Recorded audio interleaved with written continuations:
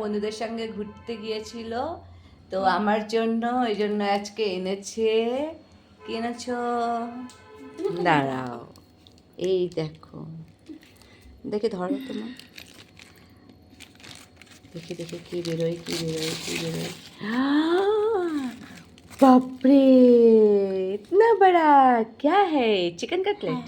হ্যাঁ হ্যাঁ বেগুনি আরে বাবা, সারপ্রাইজ। বেগুনি আছে। আবার বেগুনিও আছে? আরে বাপরে রে, আর কি চাই।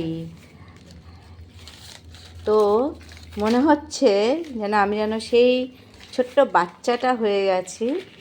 মানে আগে আমি আমার মেয়ের জন্য খাবার আনতাম, এখনও আনি, কিন্তু দেখো আমার মেয়েও কিন্তু বাইরে গেছে আজকে বন্ধুদের সঙ্গে একটুখানি সন্ধ্যাবেলা একটু খেলাধুলো করলো, তারপরে একটুখানি ফটো তুললো, একটু পার্কে গেল আমাদের কাছাকাছি।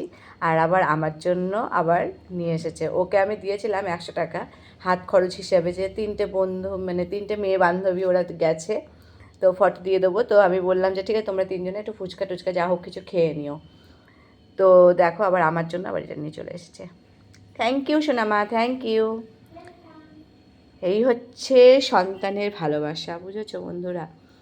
ও যদি আমার জন্য যদি একটা লজেন্সও আনতো তাতেও আমি খুব খুশি হয়ে যেতাম। অল্পতেই বাবা মারা সবাই খুব খুশি হয়ে যায়, তাই তো। তো কেমন লাগলো ভিডিওটা অবশ্যই জানিও। সবাই খুব ভালো থেকো, সাবধানে থেকো, সুস্থ থেকো।